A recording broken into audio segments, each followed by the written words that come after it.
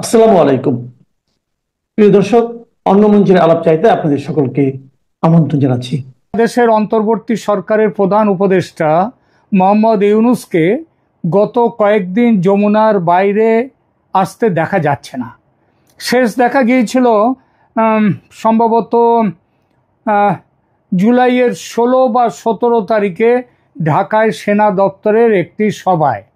তারপর 7 দিন হতে চলল তিনি যমুনা ছেড়ে বেরোচ্ছেন না। এই যে ঢাকায় এত বড় ঘটনা একটা ঘটল, ঢাকার মাইলস্টোন স্কুল ও কলেজের ওপর সেনার বিমান ভেঙে পড়ল, তাতে অন্তত 30 শিশু ছাত্রছাত্রী মারা গেল, শতাধিক ছাত্রছাত্রী আহত হয়ে হাসপাতালে মৃত্যুর সঙ্গে লড়ছে, 2জন শিক্ষকের মৃত্যু হয়েছে। অন্য দেশ হলে প্রধান শাসক এতদিন সেদিনই হাসপাতালে গিয়ে দেখে আসতেন আহতদের, তাদের সান্ত্বনা দিতেন, তাদের পরিবারের পাশে দাঁড়াবার কথা বলতেন। ইউনূস মিয়া গেলেন না। আপনাদের হয়তো মনে আছে, গত বছর তথাকথিত জুলাই বিপ্লবের সময় আহত ছাত্রছাত্রীদের দেখতে প্রধানমন্ত্রী শেখ হাসিনা নিজে হাসপাতালে যান। কোন ছাত্রছাত্রীরা? যারা শেখ হাসিনার বিরুদ্ধে আন্দোলন করছিল।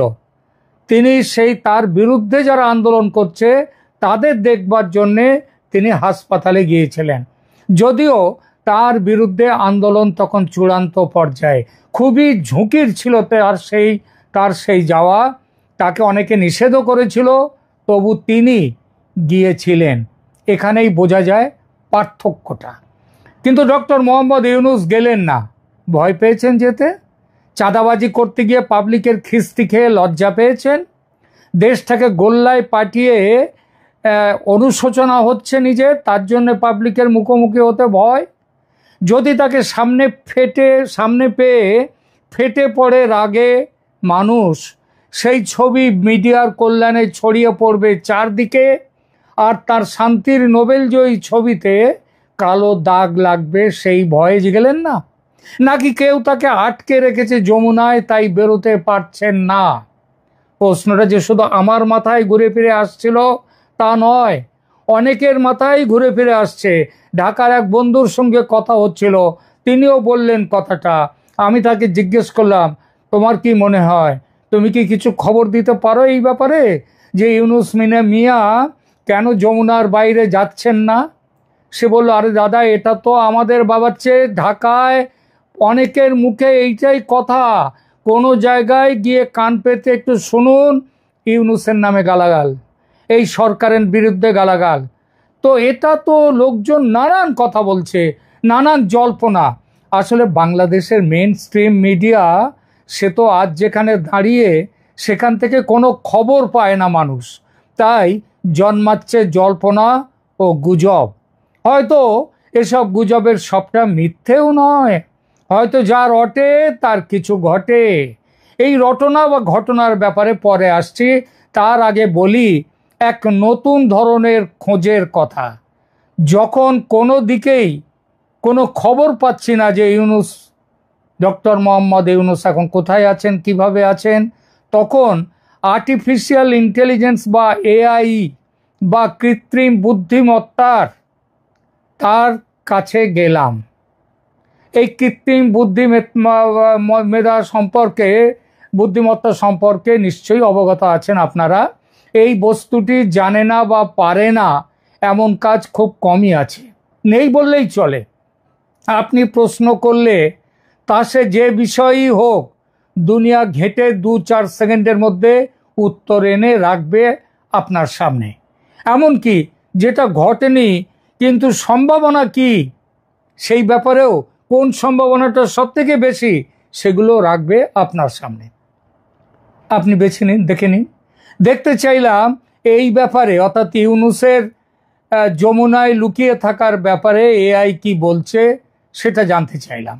একাধিক এআই অ্যাপ আমার ডাউনলোড করা আছে। সেখানে গিয়ে যা পেলাম তার সারমর্ম এরকম, যে তারা বলছে যে মোহাম্মদ ইউনূস তার বাসভবন যমুনা থেকে বের হচ্ছেন না, তার কারণ হিসেবে জানা যাচ্ছে যে তিনি ব্যক্তিগত কারণে এই মুহূর্তে ব্যস্ত, তাই জনসমক্ষে আসছেন না। তাকে শেষ দেখা গেছে ঢাকায় সেনাবাহিনীর এক অনুষ্ঠানে, এটাও এআই বলে দিল। তারপর থেকে তিনি আড়ালে। আর এই আড়ালে থাকার কারণ, ব্যক্তিগত কারণে তিনি বাসভবন যমুনা থেকে বের হচ্ছেন না। ব্যক্তিগত কারণ বলতে কি বোঝায়, কি হতে পারে সেটা জানতে চাইলাম। অতঃপর কি হতে পারে, তার উত্তর হলো কারণটা ব্যক্তিগত। সেটা মোহাম্মদ ইউনূস কাউকে বলেননি, প্রকাশও করেননি।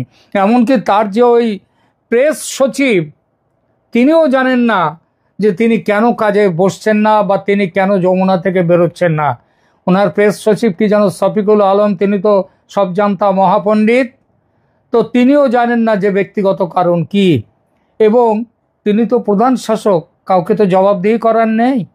সে নয় হলো, কিন্তু রাষ্ট্রপ্রধানের দায়িত্ব ব্যক্তিগত কারণে পালিত হবে না, এটা কেমন কথা? আর ইউনূসের মতো ঝাড়া হাত পা মানুষের কি এমন ব্যক্তিগত কারণ থাকতে পারে যে এমন মর্মন্তুদ বিমান দুর্ঘটনায় আহত শিশুদের দেখতে একবার হাসপাতালে পর্যন্ত যেতে পারেন না? কি এমন মহাকাজ ছিল যে তার এত সময়ের অভাব? এই যে কয়েকদিন আগে আহমেদাবাদে এয়ার ইন্ডিয়ার যাত্রীবাহী বিমান দুর্ঘটনায় পড়ল, সেখানে আহত পথচারীদের দেখতে হাসপাতালে গিয়েছিলেন ভারতের প্রধানমন্ত্রী নরেন্দ্র মোদী। অথচ ঢাকার মহারাজ এখন মোহাম্মদ ইউনূস, তিনি গেলেন না। কেন গেলেন না? আর এখানে গুজব বা রটনা, যা পুরো সত্যি নাও হতে পারে, অথবা আংশিক সত্যি হতে পারে, আবার এমনকি তার কোনোটা বা পুরো সত্যিও হতে পারে। একটু আগে ঢাকার বন্ধুর সঙ্গে ফোনে হওয়া আলোচনার কথাগুলো বললাম।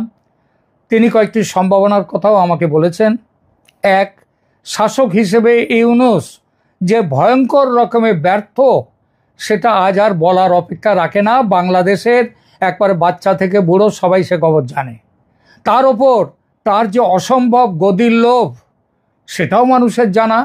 নির্বাচন নিয়ে এই বৃদ্ধ বয়সে মহাপণ্ডিত হয়ে একের পর এক মিথ্যাচার, কখনো বলছেন অমুক দিন, কখনো বলছেন অমুক, কখনো আর এক সময় অন্য কথা, কখনো বলছে আওয়ামী লীগকে নিয়ে ভোট হবে। হ্যাঁ, আজ থেকে কয়েক মাস আগে বলেছিলেন বিএনপি যখন চাইছে আওয়ামী লীগকে নিয়ে ভোট করতে, তখন ভোট হবে, আওয়ামী লীগ থাকবে।